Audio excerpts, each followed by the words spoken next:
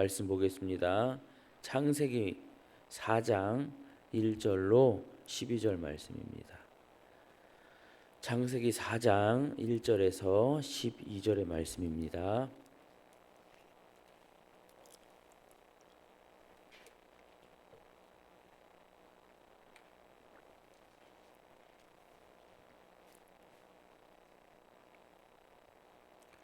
창세기 4장 1절에서 12절 말씀 우리 한 목소리로 봉독합니다. 아담이 그의 아내 하와와 동침하매 하와가 임신하여 가인을 낳고 이르되 내가 여호와로 말미암아 득남하였다 하니라. 그가 또 가인의 아우 아벨을 낳았는데 아벨은 양치는 자였고 가인은 농사하는 자였더라. 세월이 지난 후에 가인은 땅의 소산으로 제물을 삼아 여호와께 드렸고 아벨은 자기도 양의 첫 새끼와 그 기름으로 드렸더니 여호와께서 아벨과 그의 제물은 받으셨으나 가인과 그의 제물은 받지 아니하신지라. 가인이 몹시 분하여 안색이 변하니 여호와께서 가인에게 이르시되 네가 분하여 함은 어찌 됨이며 안색이 변함은 어찌 됨이냐. 내가 선을 행하면 어찌 낯을 들지 못하겠느냐. 선을 행하지 아니하면 죄가 문에 엎드려 있느니라. 죄가 너를 원하나 너는 죄를 다스릴지니라. 가인이 그의 아우 아벨에게 말하고 그들이 들에 있을 때에 가인이 그의 아우 아벨을 쳐 죽이니라. 여호와께서 가인에게 이르시되 내 아우 아벨이 어디 있느냐. 그가 이르되 내가 알지 못하나이다. 내가 내 아우를 지키는 자니이까. 이르시되 내가 무엇을 하였느냐. 내 아우의 핏소리가 땅에서부터 내게 호소하느니라.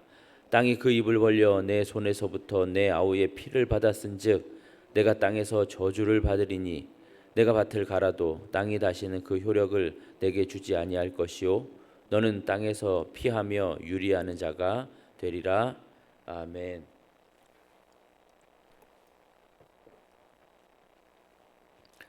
말씀의 다스림을 받고 죄에서 돌이키라 라는 제목으로 말씀을 전합니다.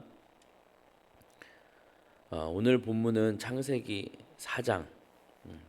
오늘 본문인 창세기 4장은 어떤 얘기로 시작하죠? 예배에 관한 얘기입니다. 예배. 그러니까 범죄한 아담과 하와 그리고 그의 후손들이 과연 어떻게 살았는가, 예배하며 살았는가, 그렇지 않았는가, 이것에 관한 얘기를 할 수 있어요. 자, 아담과 하와가 동참하여 아들을 낳습니다. 그런데 낳으면서 하는 말이 예사롭지 않아요. 내가 여호와로 말미암아 득남하였다. 하와가 이렇게 말하죠. 이 말은 하나님이 자식을 주셨다 이런 의미일까요? 아니면 우리 식대로 하나님이 사내 아이를, 여자아이가 아닌 사내 아이를 주셨다, 참 감사하다 이런 뜻일까요?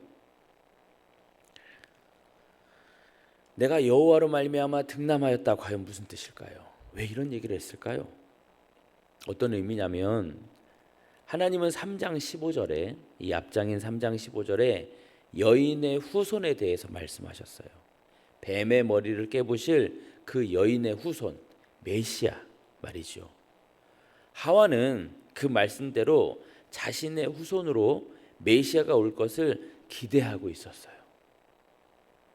그런데 덜컥 아이가 태어났네요. 하와는 태어난 아이가, 그러니까 가인이죠. 가인이 하나님께서 앞서 말씀하신 그 후손 메시아인 줄 알았던 거예요. 그렇게 믿었던 것이죠. 물론 아니었지만요. 여기서 중요한 것은 앞선 3장의 흐름이 이어진다는 것입니다. 3장의 얘기를 다 지우고 그냥 독자적으로 독립적으로 4장의 얘기가 있는 것이 아니라 앞장의 흐름을 생각해야 된다라는 것이죠. 아담과 하와는 가인을 낳고 이어 둘째 아이도 낳게 되는데 그 이름은 아벨이라고 지었어요. 자, 시간이 흘러 가인은 농사 짓는 자가 되었고 아벨은 양을 치는 자가 되었대요. 여러분, 이때 농사 짓는 일이 귀했을까요? 아니면 양을 치는 목축업이 귀했을까요? 농사 짓는 일이었어요. 왜냐하면 이때는 아직 고기를 먹을 때가 아니었거든요. 고기를 안 먹었습니다. 아시다시피 고기는 이제 홍수 후에 이제 그때 먹게 되잖아요. 이들의 주식은 밭에서 나는 작물이었어요. 따라서 농사 짓는 일에 비해 목축업은 정말 별 볼 일 없는 일이었어요.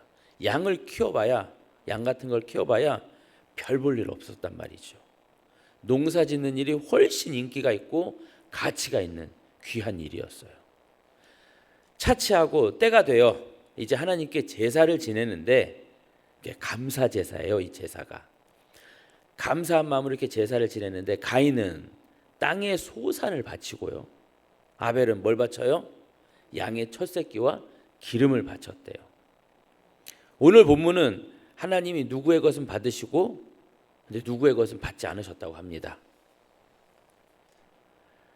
여기서 중요한 것은요, 오늘 본문에서 중요한 것은, 그 가인의 제사와 아벨의 제사의 중요한 것은 재물의 문제가 절대 아니라는 사실이에요. 하나님이 누구의 것은 받으시고 누구의 것은 받지 않으신 것이 재물의 문제가 절대 아니라는 겁니다. 짐승을 바쳤기에 하나님이 받으셨고, 짐승이 아니라 밭의 소산을 바쳤기 때문에 소재같이 그런 걸 바쳤기 때문에 하나님이 안 받으셨다, 이거 절대 아닙니다. 재물이 중요한 게 아니에요. 재물이 중요한 게. 그럼 무엇인가? 바로 마음과 태도입니다. 오늘 본문 4절과 5절을 잘 보세요. 4절과 5절을 잘 보십시오. 제가 읽겠습니다.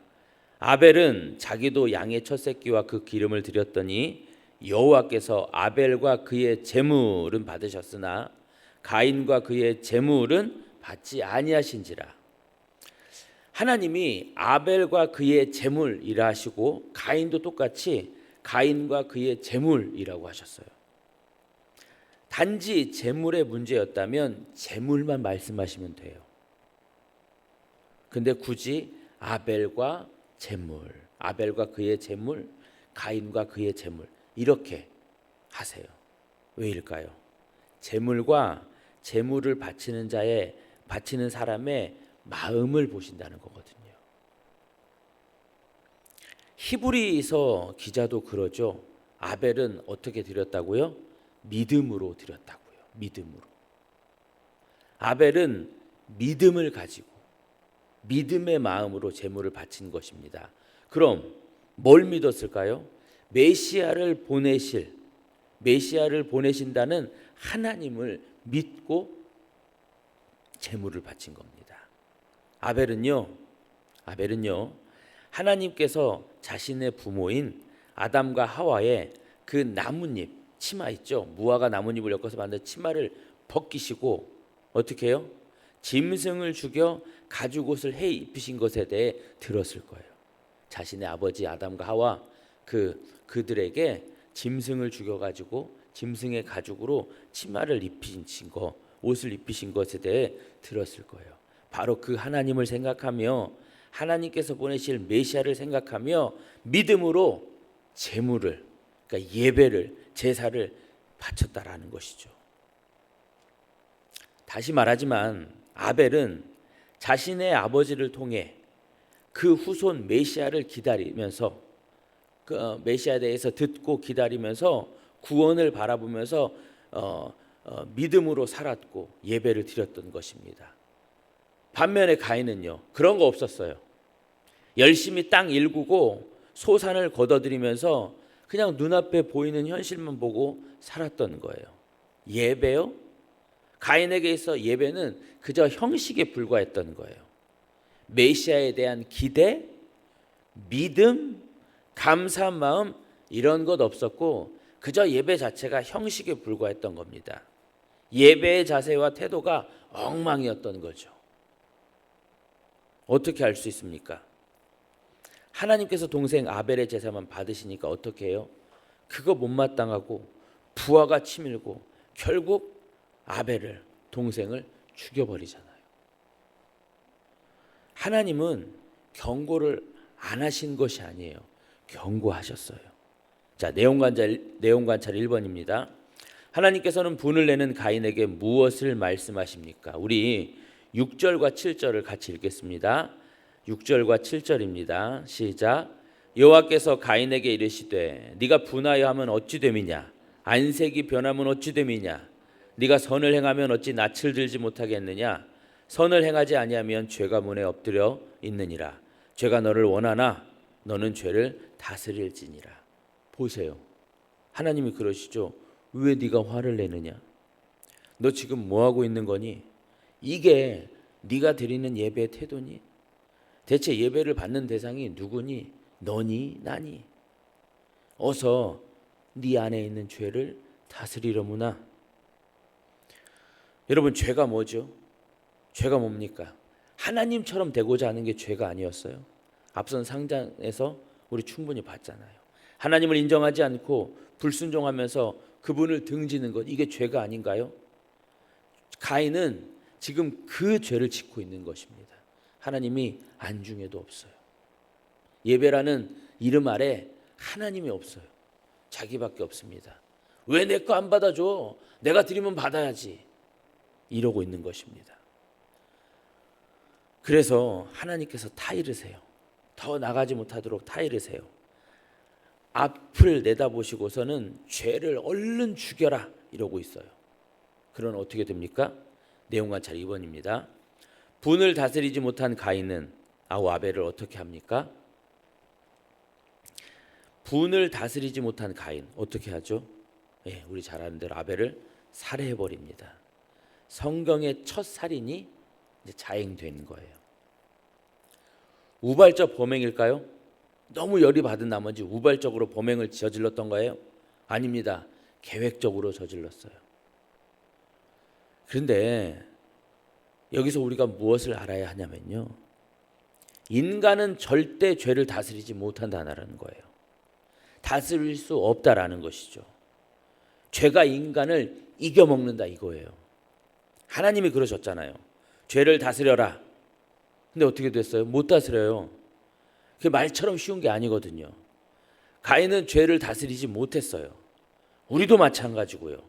하나님은, 성경은 바로 이걸 가르치시고자 하는 거예요. 죄는 절대 인간이 어쩔 수 있는 것이 아니다. 가인이 바보 멍청이고 살인마가 아닙니다. 가인도 참아보려 했을 거래요. 그러나 안 되었던 거예요. 이미 죄는 그렇게 무섭게 가인에게 작용하고 있었던 것이죠. 근데 조금 더 들어가 보자고요. 이 가인은 지금 누구에게 그토록 화가 났던 것일까요? 아벨일까요? 아닙니다. 그가 성내며 죽일 만큼 미워했던 대상은 아벨이 아니라 누구예요? 하나님이죠. 하나님이었을 겁니다. 죄는 인간을 이토록 삐뚤어지게 만들어 버리는 거예요. 천지분간 못하게 만들어 버리는 것이죠. 영과 묵상 3번입니다. 하나님께서는 왜 분을 내는 가인에게 죄를 다스리라고 말씀하십니까? 앞서 말씀드린 대로 죄는 가인이 다스릴 수 없는 거예요. 안 되는 거예요. 그렇게 죄를 다스리고 이겨낸다면 우리 주님이 오실 필요가 무엇 있겠습니까? 그죠? 인간이 다스려 버리지. 왜 아드님이 죽으셨겠어요? 안 돼요. 죄는 못 다스려요. 그러나 그럼에도 불구하고 다스리라고 하시는 것은 죄가 얼마나 무섭고 인간이 그 죄를 어쩌지 못한다는 것을 깨달으라는 것입니다. 그래서 어떻게 하라는 거예요? 하나님께 매달려야죠. 답은 거기밖에 없는 겁니다. 내가 어쩔 수 없으니까 하나님께 매달려야 되는 거예요. 하나님을 붙들라는 것입니다. 그러나 가인은 그러지 않았어요. 오히려 더 하나님과 멀어집니다. 이미 죄의 지배를 받고 있다라는 것이죠. 하나님이 주신 기회를 철저하게 외면하는 거예요. 안 보였던 거죠. 생각을 못했던 거죠. 느낀 점 4번입니다. 죄에서 돌이키지 않고 동생 아벨을 살해하는 더 끔찍한 죄를 범한 가인을 보며 무엇을 느낍니까? 죄가 이렇게 무섭다라는 것입니다. 죄는 계속해서 죄를 만들고 더 큰 죄로 나아가게 만들어요. 가인이 동생을 죽인 후 하나님께서 아벨을 찾으실 때도 네 동생 아벨 어디 있니? 할 때도 어때요? 꿈쩍도 안 합니다.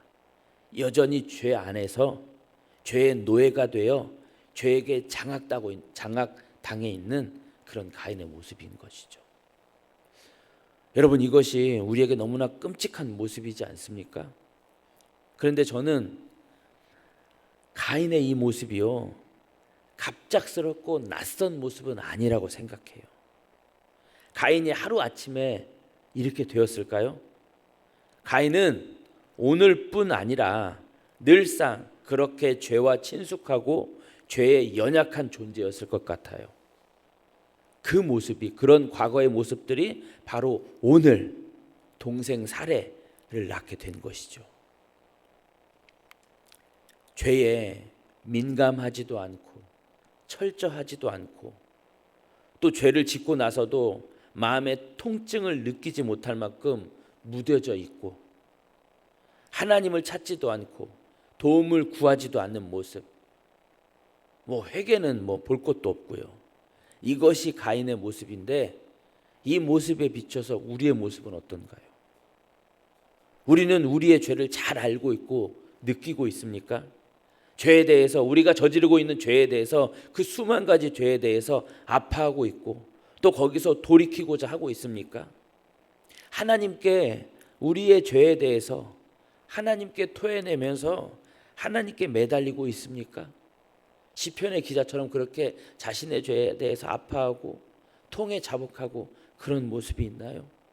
너무나 죄에 무감각하고 죄에 안일하고 나는 괜찮지만 내 죄는 축소시키고 남의 허물만 막 들춰내는 우리의 모습 아닌가요? 결단과 적용 5번입니다. 치밀어 오르는 감정과 화를 다스리지 못하고 섣불리 행동한 적은 언제입니까? 내가 예배에 실패하거나 감정을 다스리지 못하는 부분을 말씀으로 돌이키기 위해 무엇을 실천하겠습니까? 네, 우선 많은 부분 우리의 감정과 화를 다스릴 줄 알아야 되겠죠. 어쩌면 그것부터 해야 하는지 몰라요. 그 뻔히 아는 얘기부터 해야 되는지 몰라요. 그런데 그렇게 되려면 우리는 부득불 예배의 삶을 살고자 몸부림쳐야 돼요. 예배의 대상이신 하나님을 늘 생각하면서 사는 것 말이죠. 삶의 예배를 드려야 된다 이겁니다. 항상 하나님을 떠올리며 그분의 백성답게 살아야 된다, 이 마음을 놓치지 않아야 되는 것이죠. 하나님의 백성이기에 좀 더 참고 좀 더 너그러우며 좀 더 성실하며 좀 더 넉넉하니 그렇게 살려고 몸부림쳐야 되는 겁니다. 그러다가도 감정이 무너질 때, 화를 주체할 수 없을 때, 그때는 어떻게 해요? 하나님을 찾으며, 하나님을 철저히 찾으며 하나님께 은혜를 구하는 것이죠. 내 연약함을 인정하고 더 죄로 나아가지 못하도록 하나님께 엎드리는 것입니다. 그것밖에 장사가 없어요. 그런 우리 모두가 되길 간절히 빌면서 오늘의 기도 같이 읽겠습니다. 시작. 아주 작은 죄라고 해도 철저히 경계하며 말씀을 통해 죄에서 돌이키는 순종의 삶을 살게 하소서. 네, 죄에 민감하면서 죄를 깨닫고 말씀으로 하나님께로 더욱 나아가는 우리 모두가 되길 소망합니다. 오늘 말씀을